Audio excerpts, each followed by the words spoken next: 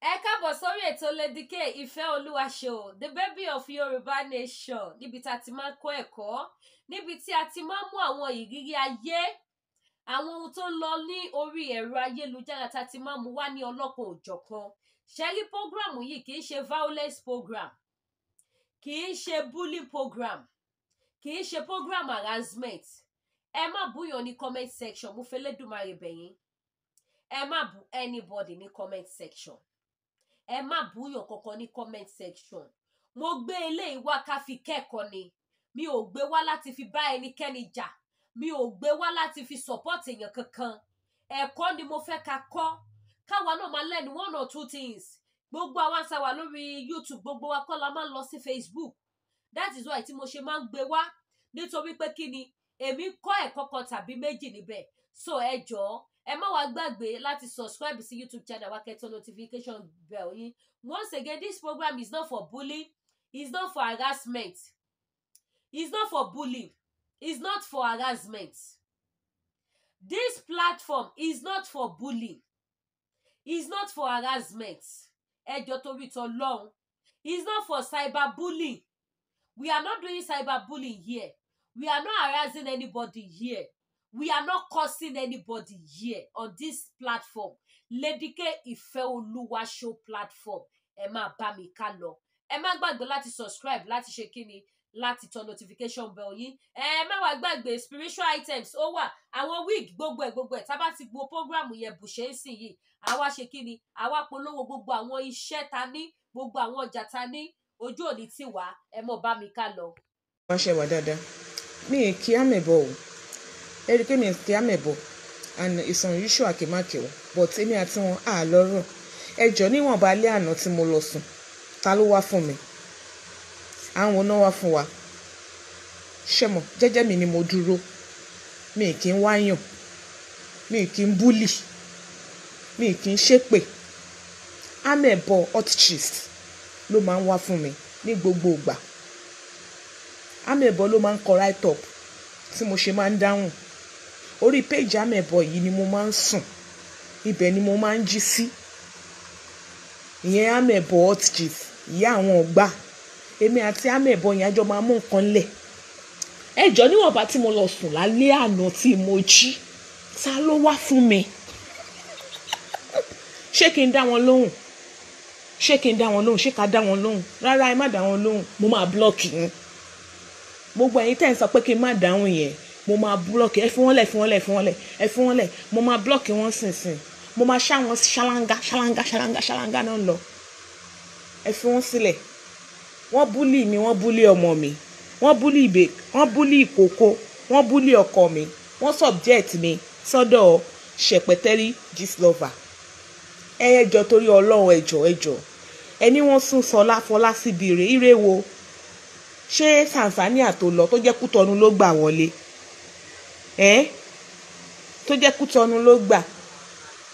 Ṣé ó gba airport ni? Ṣé ó gba Muritala ni? Kò gba Muritala náà. Báwo ló ṣe fẹ́ gba Muritala? Ní Fọlátèmi ti lọ sọ mí torúkọ ẹ̀ sí gbogbo embassy wípé kò lè lọ sí anywhere. Ní Fọlá tó jẹ́ pé gbogbo àwọn immigration ọ̀gá pátápátá lórúkọ wọn wà lọ́dọ̀ ẹ̀. Ọ̀nà Kútọ́nù ló gbà mẹ́rin.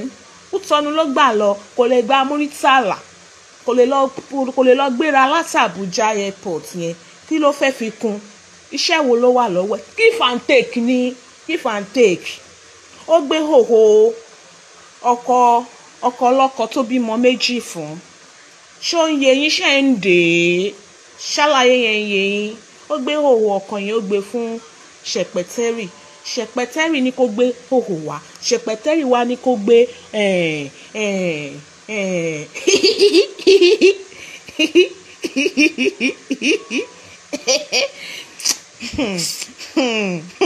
àmùdá ẹ̀rìn. Àmùdá dẹ̀ máa rẹ́rìn. Àmùdá máa rẹ́rìn. Ẹ má rẹ́rìn. Ṣó fọ́nì ni? Kò fọ́nì. Oríire wo ni Gistlover ṣe? Oríire wo ni Ṣẹ̀pẹ̀tẹ́rì ṣe? Oríire wo ló ṣe? Ẹ̀yin náà ẹ sọ fún ara yín. Oríire wo ló ṣe? Èèyàn rán ọmọ lọ sí school, odindi Babcock University, tó ń san bíi 1 million. Ṣé school nìyẹn ni? Ṣé school nìyẹn? Ṣé school ló rán ọmọ lọ yẹn? ọmọ yẹn tó ṣe tán nìyẹn, ọmọ yẹn ò fòbò bá gbòòrò jẹ́, ọmọ yẹn ò ní scandal, ó tún wá fẹ́ lọ́kọ, Ọlọ́run tún bá ṣe, ó tún lóhun virgin lòun fi máa rí, lòun fi ń lọlé ọkọ, ó tún wá lọ fẹ́ bọ̀bọ̀ Tanzania tọ́lọ́run bless tó lówó, táwọn family ẹ̀ náà ṣẹ́rí ìṣòbìnrin, ẹ wá nípò ṣoríire. Oríire wo ló ṣe bẹ́ẹ̀ yẹn? Oríire wo ló ṣe? èèyàn tá ṣépè fún tẹ́ pé ò mọ̀, ẹ wá ló ṣoríire. Oríire wo ló ṣe? Wo Fọlá, ìwọ àti Ṣẹpẹtẹrì ẹ ní gbọ́mọ sin. Ẹ wo ẹmjọ torí Ọlọ́run rẹ́rìn ẹ má rẹ́rìn. Àbíṣe kí ló ń ṣe?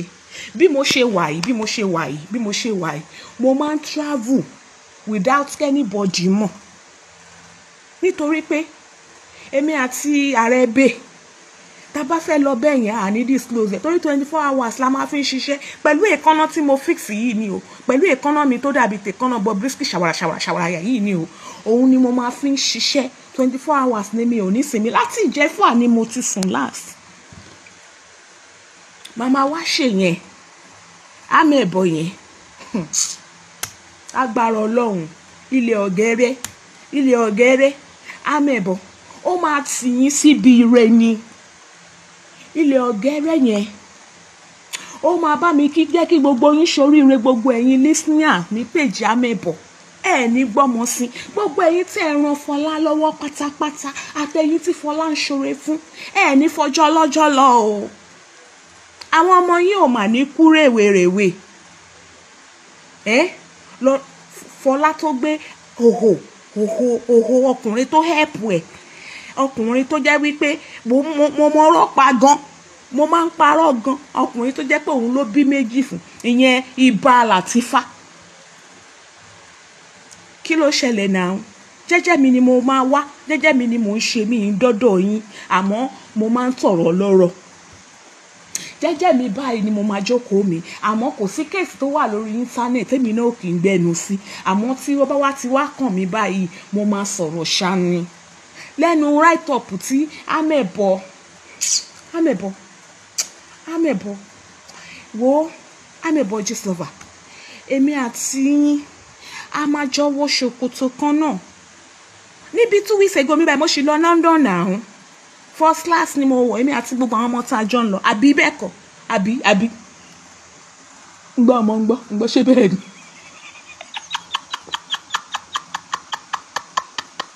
Ọlọ́run ò ní yà wá ní wèrè o, àwọn ò mà ní síwí o, ojúmọ́ kan wèrè, àwa ti mọ̀ pé ó máa jáde. Mo ṣó gbọ́ lọ́sẹ̀ yìí ó máa ṣova eating throughout, kò sẹ́ni tó lè bẹ́ẹ̀ sọ, kò sẹ́ni tó máa bẹ́ẹ̀ sọ. Àwa ti mọ̀ pé ó máa jáde lórí write up kékeré tí àmẹ́bọ̀ kan yẹn ló ti gbọ́n wẹ̀rẹ̀wẹ̀rẹ̀ jáde. Jọ nítorí Ọlọ́run, nígbà wo lo travel? Nígbà wo lo ń yọ travel tí wọ́n rí ẹ? Nígbà wo wọ́n ti cancel ẹ̀? Ìwọ náà ló ná cancel ẹ̀. Níbo lo gbà? Nílùú wo ló lọ? Kò dáa kéèyàn gọ́líbù o. Àrùn burúkú ni kéèyàn gọ́líbù. Ọ̀tọ̀ ni wọ́n gbé fake ticket wá fún ẹ̀yin tó ṣe òun rè ẹ wo orúkọ wọn, òun rè ẹ wo orúkọ àwa tá wà ń bẹ̀, òun rè ẹ wọṣẹ́. Èèyàn tó jẹ́ wípé every blessed day lẹ́ ń rí lórí íńtánẹ́ẹ̀tì tó wá ń rojọ́. Nígbà wo náà travel? Nígbà wo náà wọ first class? Nígbà wo náà wọ economy? Ó ti yé wa, àbí kò yé yín? Ó yẹ kó yé yín. Ẹ ní síwín o, ẹ̀yin ò mà ní ya wèrè. Tẹ bá ní kí n má wá fún wọn, ẹni tó bá tún sọ pé fi wọ́n sílẹ̀ wàá ṣoríire láyé ẹ̀. Gbogbo ẹni tó bá sọ wípé kí n má wá, àbẹ́fẹ́ kó sí ṣàlàngàn.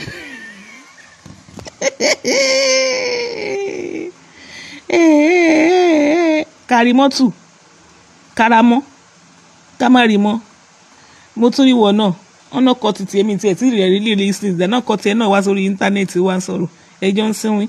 Nígbà tó ń ṣorí burúkú kiri tó ń ṣe pé ń bo lọ́kọ ẹ olórí ìjàpá wà, ó rí fọ́nọ́rẹ́bù ti fi ẹ́ pa wọn báyìí tó sọ pé ó lọ sọ́dọ̀ yẹ ẹ́sà bọ́ọ̀dù yẹn. Òun ló sọ fún ẹ pé ó ní òǹdọ̀bù date, odò sójú kan bí tó bá fẹ́ dúró sórí pé òun bóun ṣí ẹ péjì òun bóun ṣí ẹ madness òun ó wá rí i pé o ò wá ṣí ẹ̀ mọ́, ó wá rí i pé o tún padà sọ́dọ̀ Ìyá Esabod, ó ti di blackmailer, olórí ibú nìwọ náà, jẹ́ ìyàtọ̀tọ̀ síra yín. Bọ̀dá oníjì olórí ìjàpá, ẹ̀yin sọ pé wọ́n pe mọ́mì yín àbí pẹ̀lẹ́, wọ́n máa pe dádì ẹ̀ gan, dádì ẹ̀ bá wà nù sàárè wọ́n á pe fóònù nọ́mbà wọn. Ó dẹ̀ like wèrè husband like wèrè ìyàwó, ó fẹ́ yàwó sílé. Ọlọ́run ló mọ ọ̀rọ̀ èèyàn ọkùnrin dáadáa míì tó jẹ́ pé Ọlọ́run kàn fokó sí yín dì ní wàláì, tọ́ sí ní tọ́lọ́ ń gbé sí yín lábẹ́, lè control obìnrin, control obìnrin ti láyé yín. Bàtẹ́ pàtẹnujẹ ò ní jẹ́ kẹ́ gbádùn. Bàtẹ́ pé wọ́n ti wí bí àwọn ibi tó bá jagbára yín lọ lẹ máa ń lọ, wọ́n á mú yín, wọ́n á ti orí yín bọ padlọ́ọ̀kì, wọ́n á sọ sí ṣàwáǹgà. Ẹjọ́ ta ló wá fún wa? Ta ló tún wá fún wa? Orí péjì wa náà kúkú ń sùn, gbogbo ohun wa náà wá ń gbé. Wọ́n bá fẹ́ ṣe show báyìí, àwọn káwọ́ọ̀dù tí wọ́n bá ti gbóhùn olóhùn, tí wọ́n bá ti wà sórí péjì amẹ̀bọ̀, wọn ò lè darí nǹkan kan sọ. Wọ́n máa rìn kiri bí wèrè, àtọmọṣẹ́ àtọ̀gà. Wọ́n máa rìn kiri báyìí ni torútọ̀sán náà fi ń rìn. Ẹni ṣe show láago 2 òru ní Nigerian time. Tó náà òun yọ travel, tó ń bá travel kò sẹ́ni tó mọ̀. Wọ́n ti cancel ẹ̀, ó sì lọ. Wọ́n ti cancel ẹ̀. Wàhálà yóò dùn èmi gan pé mi ti ẹ̀ tètè mi plan yẹn. Èmi gan bá dé Tanzania yẹn, wo live stream báyìí máa ṣe fámì ẹ̀bọ̀. Ọlọ́run ẹ wá wo AIT lórí show lórí péjì wa. Ọmọ tí ló ti ba ayé ẹ̀jẹ̀, orí Fọlá tó ti bò wọ́n fi aná fi ẹ ṣe. Ọlọ́run àwọn yẹn fi ẹ pa orí lẹ́wọ́ péjì Fọlá tó kọ́ tó ní pẹ̀lẹ́ bébí, ó gbé fídà sí ẹlẹ́nu, ó ní kó mu fídà.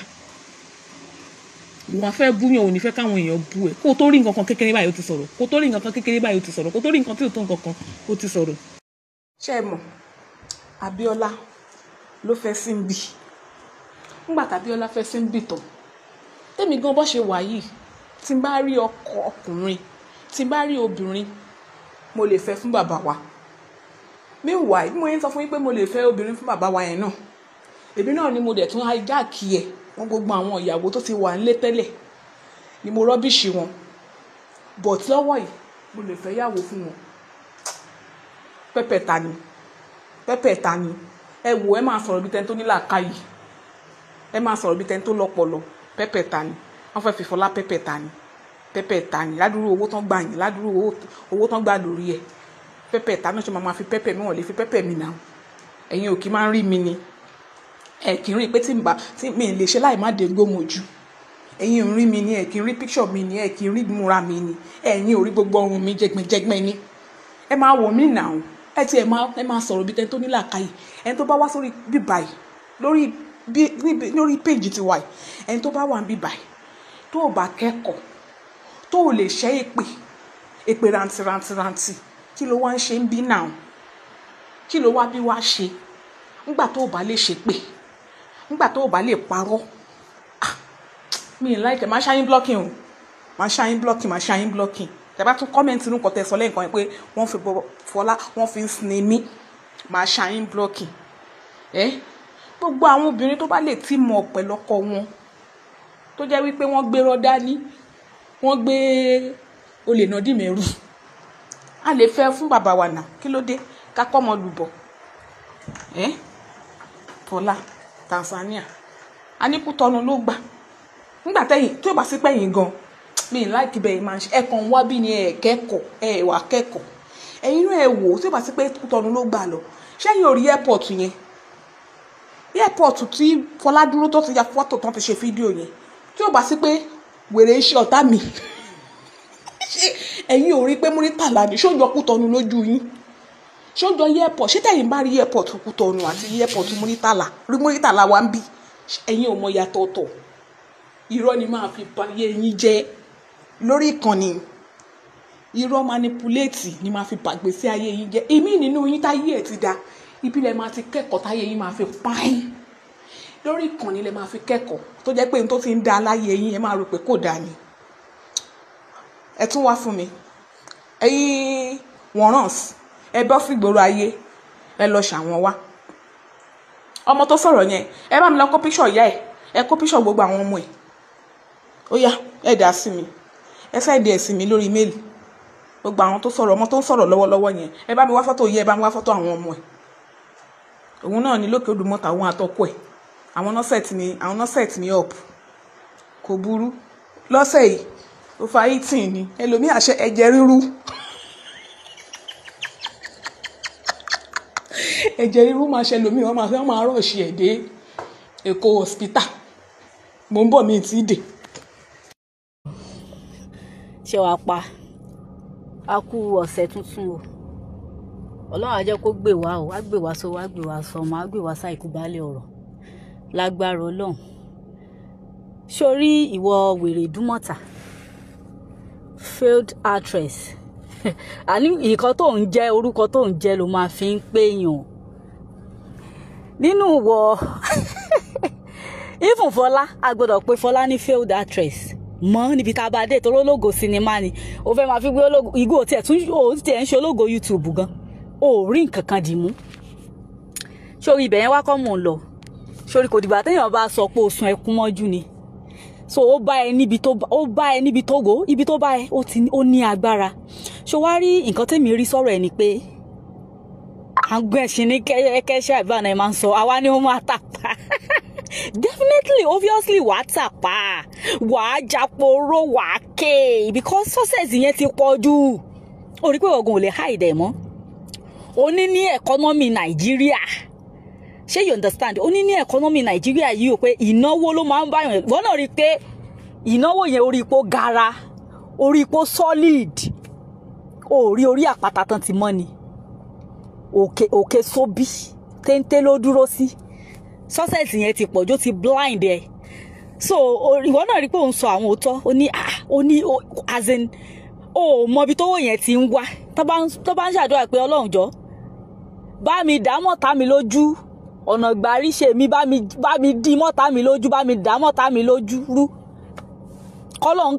kọ́lọ̀ máa jẹ́wọ́ agbára ẹ̀ lórí wa kọ́ta wa máa mọ̀ bí ta sí káṣà máa dán kán máa wádìí ẹ̀ kán máa rí assignment náà gbélé ẹ lọ́wọ́ lè soso wàá kàn máa wádìí ẹ̀ ni o ò lè rí Ọlọ́run ọba láàánú gbọ́ o ò lè rí wàá kàn máa ṣe ìwọ tó ti sórí burúkú ṣé o tún rí báyìí same story wọ́n gbé òhà lájì wá èmi tiẹ̀ wá wà yìí gà ọ̀gá mi mo tiẹ̀ wá fẹ́ rí òhò yẹn bóyá kí Gistlover gan kó tẹ̀ bá wa ṣí ẹ̀ bóyá òótọ́ yẹn ká tiẹ̀ kí gbogbo ẹ̀ kúkú sọ ojú abẹ níkò ọ̀gá mi mò ń bọ́ ìlú bí mi ẹ bá wa sọ fún Gistlover kó bá wa ṣí ẹ̀ òhò alájì yẹn ká tiẹ̀ sinmi torí èmi ò mọ ibi tán háìdì òhò alájì sí o èmi tiẹ̀ fẹ́ wo pọ́nrán òhò èmi fẹ́ wo pọ́nrán orí ẹja torí èmi ò rò pé ó lọ Mẹ́kà mo fẹ́ wo pọ́nrán orí ẹja oko tó ń sin ẹ níwìn yẹn I want to know mo fẹ́ mọ size ẹ mo fẹ́ mọ bó ṣe tó oko yẹn onímọ̀ọ́mọ́ oko àjẹkù oko tó ń rìn yẹn láyà mo fẹ́ mọ bí oko yẹn ṣe ní rogbo tó ń sin ẹ níwìn ká bá wa ṣí ẹ̀ ṣé wàá rí gbogbo ìpè tó ń ṣe yẹn Elisa inú ògùn mo wà yìí sọ̀ǹgbà wàláì pẹ̀lú ògùn Ọlọ́run sẹ́ẹ̀ Ọlọ́run àwọ̀ láwọn tán sílẹ̀kùn ọjọ́ òní sẹ̀ ó máa kú tọmọtọmọ ẹni ó máa mọ sàárè ọmọ sórí kó máa ṣépè ní pé ọ̀tá àwọn ká mọ sàárè ọmọ ọ̀tá àwọn ká ṣe Lizzy Elizabeth Anjorin Janet Akànní gbogbo tó bá ń jẹ́ àwọn kan tó láwọn rí tọ́pẹ́ nínú orúkọ ẹ̀ àní gbogbo tó bá ń pè ẹ́ tó ń jẹsẹ̀ nínú ògùn ni mo wà yìí Elisa Anjorin ìyá Fayaz wàá mọ sàárè Fayaz sórí àmọ́ bí tó ti sórí burúkú àwọn kan wà sọ pé wàláhì wọn máa ń gbọ́rọ̀ ọdún ni àwọn kan wà tẹ́ pé agbèjà kẹlẹ́rù boníjà ni Ọlọ́run lọ́ba àkọ́kọ́ tó bá ń gbèjà bọ́tà àwọn kan wà tó jẹ́ pé tó o bá ń ṣépè fún àwọn olólùfẹ́ àmọ́ ẹni tó fi kíní yìí kàn ẹ́ and o ò dẹ̀ ṣe tán àti ẹ̀ ti jáwọ́ nínú èpè tó ń ṣẹ̀ yẹn so wá rí ìwọ Elizabeth Janet Akànní èmi ò morúkọ yẹ ẹ o bọ̀ mo ṣàmọ̀ pé ìyá kan náà ló rú ẹ ó dóyún ó jẹ́ fi ẹbí abẹgbẹ̀ bí ẹni o ó jẹ́ wọ́n kúnlẹ̀ wọ́n bí ẹni o normal delivery ni o wàá mọ sàárè Fayaz ọmọ ẹ̀ Florida kú tí gbogbo ayé ń pè ní Florida torí tó bá ṣe lóhùn èpèṣẹ́ àwa kan gan à ń sọ fẹ́ pé o ò mọ èpèṣẹ́ ṣé o wá rí bó ṣe máa ń ṣẹnu yẹn tó bá rí ẹjọ́ torí Ọlọ́run ọ̀gá mi ta ló mọ igun gúnugún ṣé igúnugún ní igù wàláì ó ti jọ tó bá rí ṣéèpù ojú ẹ̀ ṣéèpù gúnugún ni mo fi Ọlọ́run bá láàánú ṣẹlẹ̀ rí ó wá ṣe ìyá gbọ́n kan gan ti lára jù ẹ lọ ò ní flesh kankan ní ara mọ́ eegun náà eegun òbò eegun òdí olórí burúkú ọmọ òfò ọmọ tí wọ́n yìí jírí téèyàn bá ń bọ̀ báyìí tó bá ti jírí ẹ kẹ́ni ẹ̀ dẹ̀ lọ sùn padà kẹ́nìyẹn kó lọ sùn padà pé orí burúkú lòún jírí àgbá kọ́ lòún jírí because olórí burúkú aláyé bàjẹ́ ni ẹ ẹni èpè ẹni òṣì ẹni tọ́rọ̀ ayé ò yé mọ́. mo rántí ìgbà kan mi mọ olórin kan tó kọrin tí mo ládùn Ọlọ́run bá wa fọ̀run kẹ́ ó wá mú owó yìí ilẹ̀ bóyá 5 naira ó ní kọ́ Ọlọ́run má jẹ́ òun bọ́rọ̀ òun dóríta kò yé mọ́. ó ti bọ́rọ̀ ẹ̀ dóríta tó bá sọ fún wa pé Ọlọ́run má jẹ́ bọ́rọ̀ wa dóríta kò yé wa mọ́ wà láìkéyàn ṣàmì wèrè kó o ti bá ọ̀rẹ́ dóríta kò yé mọ́ onífọlá oníkìlà achievement tó rí bébì pẹ̀lẹ́ bébì wàhálà ẹ̀ ẹni tó fọ́jú tó bá sọ pé òrí ó yẹ ká máa tọ́ka sí ni sórí àwọn kan wà sí pé téèyàn bá ń ṣeré wọn láwọn òrí ẹ wá mú wọn tẹ̀ǹtẹ̀ pé ṣorélè wọn bí ẹ̀dá lẹ́gbẹ̀ẹ́ Fọlá oore tí Fọlá rí àánú tó ń rí gbà sórí náà wàá ké nàún wàhálà ò máa ké ṣá àwa expect gbogbo nǹkan tá à ń rí I expect ẹ̀ because wọ́n ń fún ẹ ní injection tó kọjá be careful injection tó ta lẹ́nu kí wàhálà expect wàá ké bọ́ kó máa ní Fọlá òṣòríire gbàgbé ẹ̀ dọ́kàsí ṣe Fọlá lóore kò dẹ̀ jáwọ́ dì sí yìí fún ìmọ̀ ọ̀dà bẹ̀rẹ̀ gbé yòókù dọ́kàsí ó ṣe Fọlá ní oore ó bẹ̀rẹ̀ kùndùsì fún ọ ìyá àbèjì yóò dá wọn ìyá àbèjì kùndùsì ìyá àbèjì àwẹ́tí ìyá àbèjì bẹ́ẹ̀ ń kọ́ mi ìyá àbèjì ṣárádà ìyá àbèjì ṣe oore fún Fọlá Tinubu gbogbo wa dẹ̀ rí àrùn ojú ọ̀nà kò ń ṣàrùn mú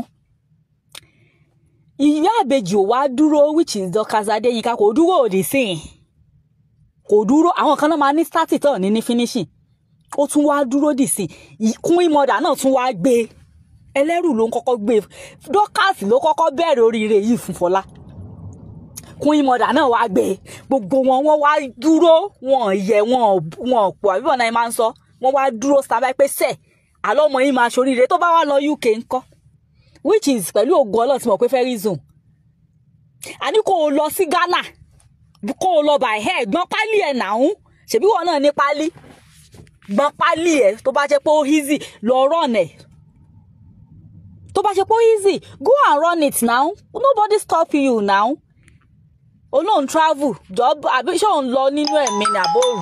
ọjà spiritual items òun ló wà bẹ́ẹ̀ ọjà spiritual items òun ló wà bẹ́ẹ̀ díẹ̀ lẹ́rí tẹ́ bá wo lọ sókè báyìí spiritual items ló wà bẹ́ẹ̀ àwọn lọ́fíńdà lóríṣiríṣiríṣiríṣi kò sírú lọ́fíńdà náà tí mi ò ní this is big Miss Paris pátápátá ilá pátápátá medium size nìyí small kékeré ó wà 77 wà Divine Grace wà Miracle wà Holy Michael wà ọ̀nà ńlá wà Back to Sender wà gbogbo pef ni mo ní anything spiritual items comes to Lady K Ife Oluwa Show the baby of Yoruba Nation tó bá wá jẹ́ àwọn ṣe aṣínà náà ni ó wà available tó bá wá jẹ́ pé àwọn ṣe àánú lóríṣiríṣi it depends on what tẹ́ bá fẹ́ ó depend lórí nǹkan tí ẹ bá fẹ́ àti nǹkan tí ẹ bá ń là kọjá ogun kan ò ní lelele kólúwa má ṣe ẹ tọ́jú ara yín ẹ dira ilé ayé yìí ilé ayé ogun ni ọmọ tó bá ní ògo ló máa ń lógun èèyàn tí ò lógo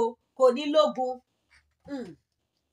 èèyàn tí ò ní ògo kò ní ní kí ni wọ́n pè kò ní ní ogun so ẹ patronize mi ẹ pè mí ẹ sọ nǹkan tẹ́ bá fẹ́ ẹ tó bá jẹ́ títí awẹ bíwẹ ìpè ní awẹ ègún gbé ẹrù padà fẹ́ lẹ́rù Back to Sender àwọn ṣẹṣẹgun lóríṣiríṣi èyí tẹ́ bá ti fẹ́ ẹ pè Lady K and they are all what 100% confirm mo lò mí òríṣẹ́ Ọlọ́run ò ní jẹ́ ká rí rẹ̀ kì í ṣe títí wá ń bí lórúkọ Jésù ẹ lò kẹ ríṣẹ́ kẹ ní testimony ayọ̀ kẹ mọ̀ pé Kristi ni ọba Jésù lolúwa tó ń gbàdúrà àwọn spiritual items ni ẹ má sọ wípé mùsùlùmí ni yẹn ní tọ́jú ara yín àdúrà ló ń gba agbára kan Ọlọ́run kan náà lájọ pé Ọlọ́run kan ṣoṣo ló dó níṣẹ̀ṣe ló dá Jésù ló dá ọmọ Jésù bí àwa báyìí ló dá ọmọ ànábì Ọlọ́run kan ṣoṣo ló dá wa tí ò pé méjì ọ̀kan ṣoṣo ni kò pé méjì so bó ṣe jẹ́ nìyẹn tó bá sì jẹ́ àwọn kan tẹ́ lè lò fún ọfà òun náà lẹ bá tún fẹ́ ẹ pè mí ó wà available tó bá jẹ́ pé ẹni tí brain ẹ̀ dán tí ò kí rántí nǹkan tó máa ń gbàgbé nǹkan tẹ́ lè lò ó wà available èèyàn tó bá máa ń mú kú mu àwọn nǹkan tẹ́ lè lò ó wà available tó jẹ́ wípé gbogbo kíní yẹn ó máa ṣe kíni ó máa dópin túbú rẹ̀ mọ̀ ẹ̀yẹn ṣáà ti pè mí ẹni tí tẹ́ bá ti mọ̀ wípé yes this thing has to do with spiritual and you need to fight the battle with spiritual something just contact me and I assure you that you will never regret patronizing Lady K. Just try it and see ẹ mọ̀ pé Jésù ni Olúwa bó ṣe jẹ́ nìyẹn lẹ́yìn yẹn gbogbo èyí tẹ́ fẹ́ lo àgbo jẹ̀díjẹ̀dí àgbo ti dé sí Canada o àgbo jẹ̀dí ti dé manpower ti dé ti diabetes ti dé yes manpower rẹ o manpower ajẹ́bídán tí mo fọwọ́ ìsọ̀yà fún yín òun ni tẹ́ bá lò tẹ́ bá fi dóbò tí ò bá ṣiṣẹ́ bẹ́ẹ̀ ṣe fẹ́ ẹ pè mí máa dáwọ́ yín padà fún yín confam ni ó ti wà ní Canada nsìn gbogbo ẹ̀yin àlédíkè Canada mo ti fẹ́ rà Canada mo fẹ́ rà ó ti wà available báyìí o òun nìyí o àgúnmu pakuru mọ́kòdó dáadáa gbogbo ẹ̀yin mọ́mì mi tẹ́ láìkì kùkúmbà dáadáa ẹjọ́ torí Ọlọ́run kì í ṣẹ̀ṣẹ̀ o kì í ṣàwọn èmi ọmọ yín náà láìkì ẹ̀ èmi èyí tọ̀yàn mo láìkì ẹ̀ mo kúndùn ẹ̀ mo kó jẹ́ oúnjẹ ni àjẹ fresh ni ẹjọ́ nǹkan tẹ́ máa lò ní tí dádì bá sọ fún yín wípé àwọn ti dàgbà àwọn ò lè pakuru mọ́ káwọn ọdún dáadáa mọ́ ẹ má dáadáa dì lóhùn ẹ má dá wọn lóhùn ẹ sọ fún wọn pé yóò ṣe titi yín ẹjá ìtìjẹ́ kan gbé àgúnmu imú lura kò ní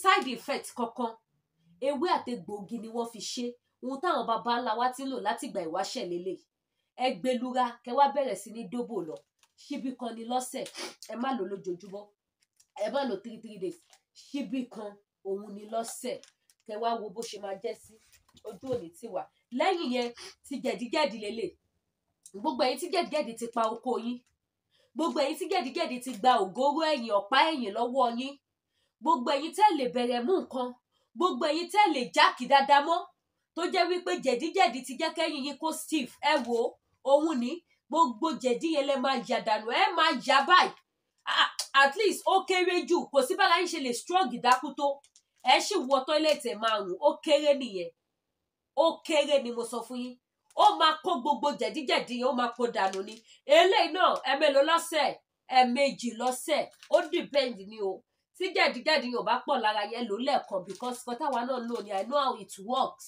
mo mọ bó ṣe ń ṣiṣẹ́ ẹ lò ní ẹ̀ẹ̀kan lọ́sẹ̀ but tí jẹ̀dí yẹn bá ti di ògbóǹtarìgì ẹ bá mi lò lẹ́ẹ̀mejì lọ́sẹ̀ instruction bẹ́ẹ̀ ṣe máa lò wọ́n ti kọ gbogbo ẹ̀ sí lẹ́yìn yẹn ti diabetes èwo lélẹ̀ manpower kékeré lélẹ̀ ok kékeré wà ní ńlá wà manpower yẹn this is the small size this is the big size same thing jẹ̀díjẹ̀dí náà big size wà small size wà mo fẹ́ fi ti diabetes hàn yín ni o kódà àwọn tó ń pè mí lọ́tún ló sì ṣe ni mo ní kọ́ lò bẹ̀ wọlé ẹ̀fún pálí ńlá kan ló wà bíbà ti diabetes náà ìyẹn náà ṣe kí ni ti manpower àti jẹ̀díjẹ̀dí ló pọ̀ jù òun ló pọ̀ jù ń bẹ̀ ti diabetes ti diabetes náà ṣáwà tí bá tètè rí torí mi fẹ́ mo ti rí ti diabetes ni this is for diabetes ti diabetes lélẹ̀ ṣe ti rí wọ́n kọ́ sí diabetes confam ni àjẹbídán bẹ́ẹ̀ ṣe máa lò ó ti wà lára ẹ̀ kò sí lọ́kábọ̀ níbẹ̀ gbogbo ẹ̀ ló ṣe kí ni ló ṣiṣẹ́ dáadáa so ẹ pè mí gbogbo ẹ̀yin tẹ́ nídìí ẹ pè mí ojú òní tìyìn lẹ́yìn yẹn gbogbo ẹ̀yin tẹ́ bá fẹ́ ra purse owó ẹ̀yin tẹ́ fẹ́ ra earring àwọn fine earring mo sọ fún yín wípé àwọn ọjà tuntun ti dé bẹ́ẹ̀ ni kò sí àní-àní bẹ́ẹ̀ kò sí rọ́bẹ̀ bíbá ìhá àwọn fine ọjà ó tuntun ti ṣe kí ni ó ti wọlé dé ẹ jẹ́ ìwà display ní díẹ̀ fún wa kí n fi díẹ̀ hàn wá náà ẹ jẹ́ fi díẹ̀ hàn wá àwọn fine jewelries fine earring àwọn kan wà tí mo ti já àwọn earring tó fine ó ti ṣe kí ni ó ti wà available ọjà wa ò dilẹ̀ ẹ tètè make order titi yín náà òun ní ẹ wò ó eléyìí sì earring and pendant ni ó ní pendant ṣẹ́tìrí ó ní pendant ẹ wà earring and pendant òun ni mo ti ní àwọn fine new ọjà àwọn ọjà tuntun pendant ẹ̀ ní this is the pendant òun nìyí pendant ni ẹ ti bó ṣe rí ó wà mo dẹ̀ ní chain tẹ́ lè fi lò náà tẹ́ bá fẹ́ ra chain sí mo ní chain lásán without pendant without ó wà mo dẹ̀ láwọn sẹ́ẹ̀tì náà ó wà ń bí náà ẹ tún wá wo earring gèlè mo gbọ́ ọjà mi báyìí ẹ wò àwò má lè lọ ni ó láwọn kan tí mo ti já ètò fẹ́ já wọn mi because àwọn earring yẹn sí ló bá dé ẹ wo earring náà ẹ wo bó ṣe fine ẹ wo bó ṣe mú eléyìí sì kò ní pendant earring lásán lélẹ̀ earring lásán lélẹ̀ ó fine gan bí o ṣe kò gbà lọ́lẹ̀ kó dowó lọ́jà mi lọ́lẹ̀ kó dowó ni ẹ tún wọlé ẹ má jẹ́ kí n já ilé ẹ wo earring náà ẹ wo very beautiful ẹ jẹ́ tún fi mí hàn wá ẹ jẹ́ tún fi earring mi hàn wá ẹ pè mí kẹ́ wá rajà àwọn sẹ́ẹ̀tì náà wà chain and earring pendant complete ó wà ẹ wo earring yìí èmi gan tẹ̀ ṣì máa lò kọ́nu earring yìí earring kọ̀ọ̀kan ọwọ́ mi ni ṣe ti ó fine earring ó fine gidi ni o ẹ wo ó fine gan ni bó ṣe máa dúró létí yín ni ó máa dúró rẹ jẹ bá mi ṣe ètò ẹ̀yin ìyá mi bàbá mi alálùbáríkà ẹ ní mo ṣe ẹ ní mo yà orí burúkú ò ní bá yín lálejò ṣe ti rí very beautiful ó fine gan mo kàn ní earring tó pọ̀ ní èmi gan mi bá mú kan nu earring mo like gan ó fine gan another one tún lélẹ̀ mélòó la fẹ́ display mélòó la fẹ́ kà nínú eyín adípèlé àwọn tí mo ti já àwọn ni mò ń wá àwọn ètò fẹ́ jà pé mo ti já àwọn kan anyway tí ì bá rí ẹjẹ́ ìfẹ́ lè hàn yìí ó dà tó ti dà sínú pálí náà nìyẹn má jẹ́ ń já ilé ẹ wo ilé náà báyìí ẹ wo earring ṣe ti rí ó fine gan very beautiful so ẹ pè mí kẹ́ patronize mi mo láwọn ọjà lóríṣiríṣi mi báyìí pọ́ọ̀sì náà wà oyin original náà wà so ẹ pè mí kẹ́ wá bá mi rajà ojú òní tí àdúrà gbogbo wa máa gbà lágbára Ọlọ́run èyí tẹ́ bá ní òróró àánú òróró ìṣẹ́gun ó wà àwọn spiritual items lóríṣiríṣi àgbélépọ̀tà dábì padà sórí oníbi ìtúwọ̀ àwọn àgbà ẹ̀bẹ̀ àwọn àgbà arọ́bí gbogbo ẹ̀ lóríṣiríṣi ọṣẹ àánú àrìnàkóre aṣínà ọlà gbogbo ẹ̀ òun ni ó wà available gbogbo ẹ̀yin tẹ́ wojú Ọlọ́run fún ọkọ ó wà available ń tẹ́ máa lò is available Ọlọ́run á dẹ̀ ṣe ọkọ alálùbáríkà ọkọ títí yín tó máa bá yín kalẹ̀ kì í ṣe àwọn tó máa gbé yín tó máa jù yín lẹ̀ gbogbo ẹ̀ ló wà níbí báyìí ẹ̀yin tó sì jẹ́ wípé kí ni owó lẹ́yìn wá nǹkan tẹ́yin náà máa lò ọṣẹ àánú ni jalè bá tèèyàn jẹ́ Ọlọ́run ò kọ́ àjò ilé ayé yìí èèyàn gbọ́dọ̀ dira fídíò kan wà lọ́wọ́ mi bí báyìí sójà yẹn bóyá kí sáré fi fídíò yẹn hàn wá kẹ́ lè mọ̀ wípé èèyàn gbọ́dọ̀ dira sójà yẹn mo ní sójà ọlọ́pàá yẹn American police ni o ọmọ Áfíríkà ni o Fúlàní ni o wàláì ó ń lo ìfúnpá l'Amẹ́ríkà ẹ jẹ́ fi fídíò yẹn wọ̀nyí kó má dàbí àsọdùn ó ṣọ́ọ̀kì èmi gan mo ló tán àwa ní kẹ́yìn dira ẹ máa lẹ́ẹ̀ dira ẹni tó bá dákẹ́ tara ẹ bá dákẹ́ ẹ jẹ́ sáré ṣòwò ní fídíò yẹn ilé ayé yìí dira èèyàn gbọ́dọ̀ ṣe kí ni èèyàn gbọ́dọ̀ fira ẹ̀ sílẹ̀ ẹni tó bá fi ara ẹ̀ sílẹ̀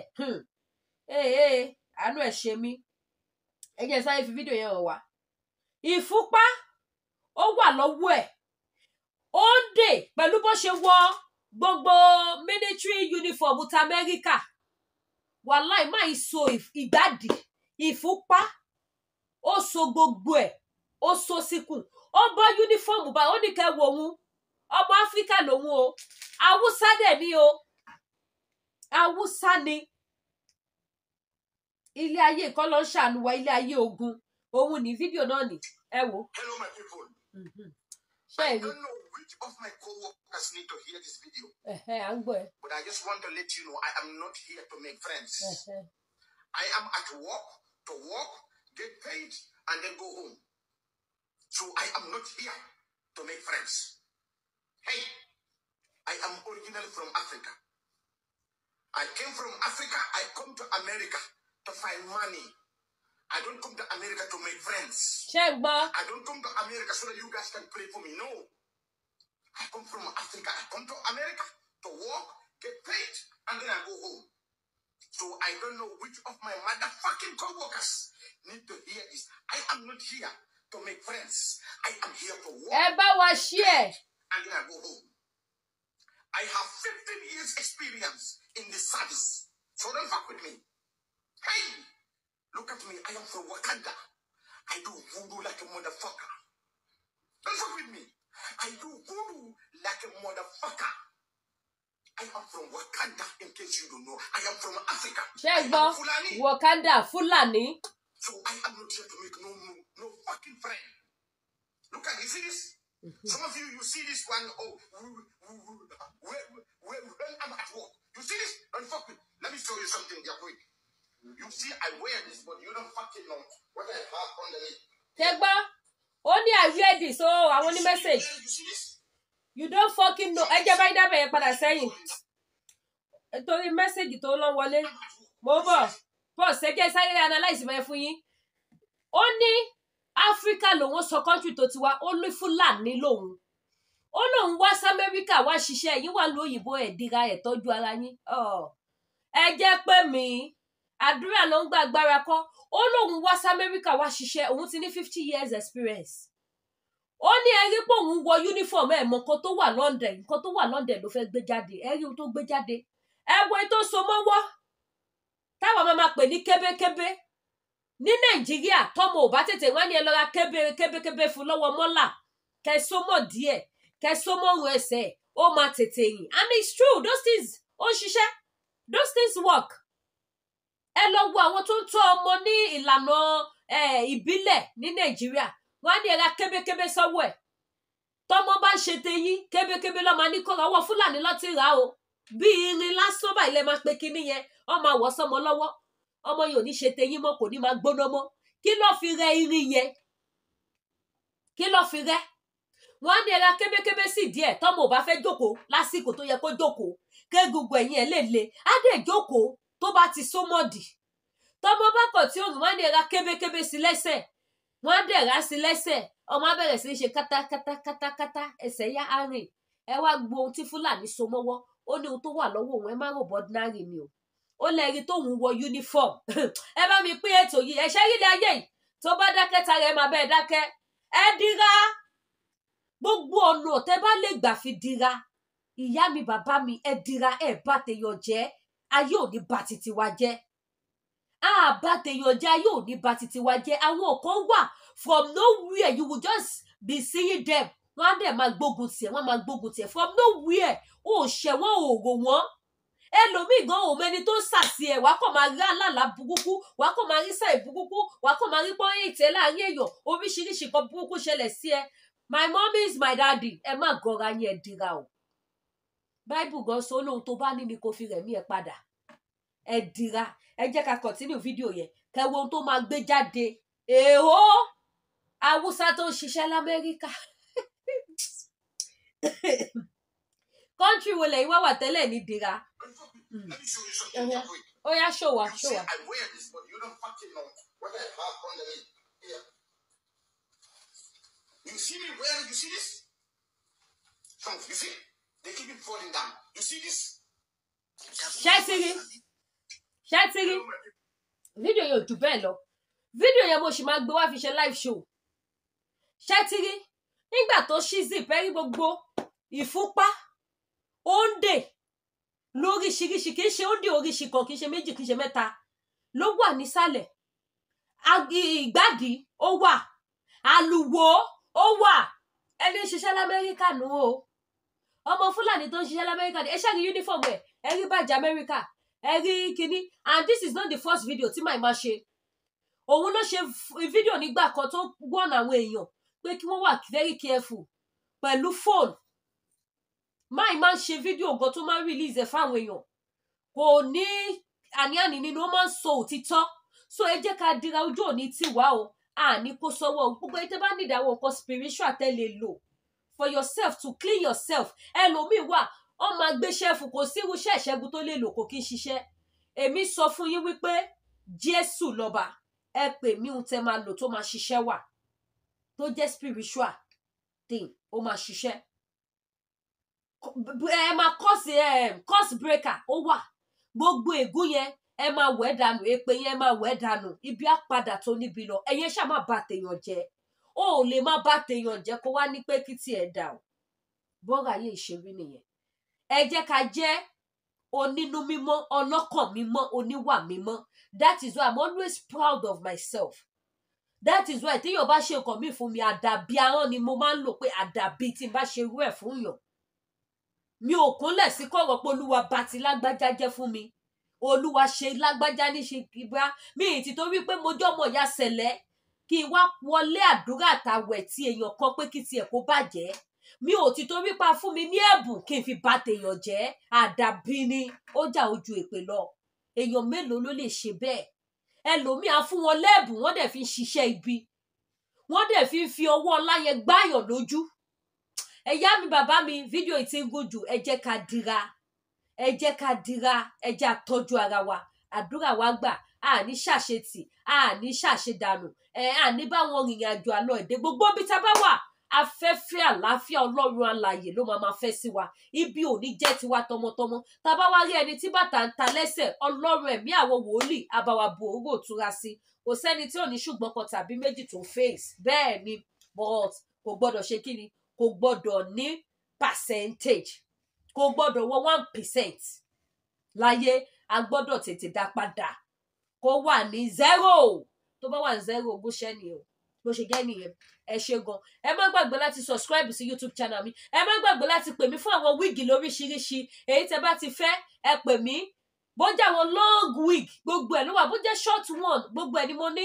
Bó jẹ́ àwọn afro, gbogbo ẹ̀ ló wà. Bó jẹ́ àwọn afro tó jẹ́ oní coils, àwọn bob wọ̀nyẹn, gbogbo ẹ̀ ni mo ní. Ẹjọ́ ẹ wá rajà, ojú òní tì yín. Gbogbo lọ́wọ́ ní Lady K, ọmọ bá ní àtọ̀rọ̀.